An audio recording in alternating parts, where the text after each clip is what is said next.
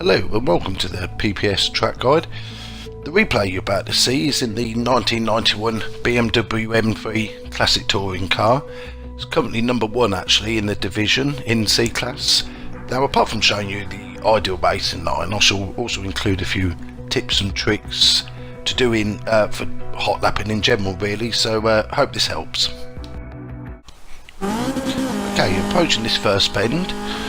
Two ways of doing it. You can either keep it nice and tight on the inside or wide over to the right, go into the bend a bit deeper and you get a better drive out the turn. It works out pretty much the same split time wise. There's not a great deal in it on this bend. Okay, going on to the next bend, you want to get right over to the left, get your two wheels onto this curb on the left here as much as possible. And then turn in, I missed this here, but you want to get two wheels on the other side of that curb ideally. Again, maximum exit speed, you're making the track as wide as possible and a straight line as possible through these corners. Again, if you notice, curb wheels right on that curb. This bend coming up, now people make the mistake of braking too late for this. You want to brake early, again wide over to the right. Then you slingshot out this turn. It's very important to get a good drive out of this corner. Slightly missed the inside of that curb, but you get a good drive out. Now the dreaded bend, which can ruin many a lap. As much as you dare over on the right here. And then when you turn in, which I shall do in a minute, you ideally want to get two wheels on the sand. As you can see, I've got that pretty perfect there. I was quite pleased with that. Wide over to the right, as long as you don't go in the sand. Now this one, you've got to brake early and get your car turning as soon as possible to get your car rotating. It's a bit hard to explain. I shall come back to this in a minute. So brake early and then start turning. And you want to try and get two wheels either side of that curb again. Careful not to dirty it. That's I mean, some people do cut that corner sadly. And then exit the corkscrew again, completely within the track limits. I shouldn't probably tell you this, but a lot of people will just completely cut that and it remains clean sadly, but it's something I try to avoid doing. Nice and tight, lift early for that.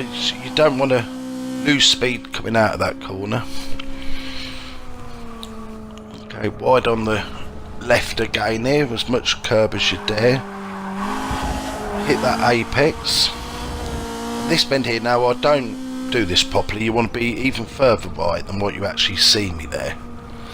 Because what you want to do on this corner, you want to square it off as they call it. And you can see, so I'm not quite over to the right enough, because you want to get ideally two wheels on the other side of that curb. Into the finish line. But okay, now on to the tips and tricks. You know, some of the mistakes that people make is with the braking, that they're too late, too hard with the braking. Ideally what you want to do is to come off the brakes, come off the left trigger slowly, because it's all about your speed through those corners and you just don't want to slow your car down too much. So it's a case of slowly off the gas and then until you learn just how much speed you can carry through that corner. Another little tip that we tend to do, me and my friends call this blipping the throttle. So when you are slowly coming off the brakes and in between there's that short spell when you're coasting in between braking and getting back on the throttle, when we call you blip the throttle, keep tapping the trigger. And the reason why you're doing that is because you want to keep your revs up.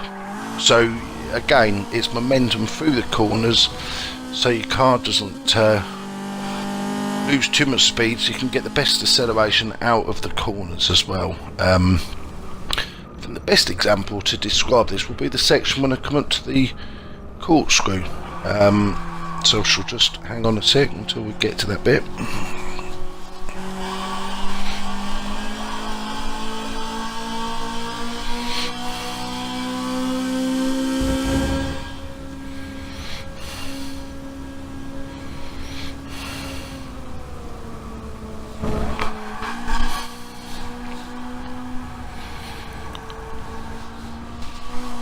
Right, so when I'm approaching this, I'm early on the brakes, but then I'm slowly coming off the brake, and at the same time as slowly coming off the brake, I'm getting the car, I'm steering left because I want to get the car to rotate.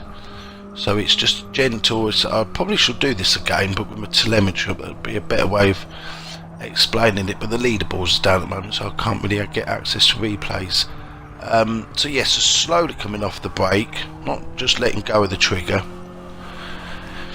And then I don't need to do it on this corner here. It's more sort of like on the first turn where I was just blipping the throttle to keep the revs up. But I hope I've explained this clearly. If not, I shall have another go next time.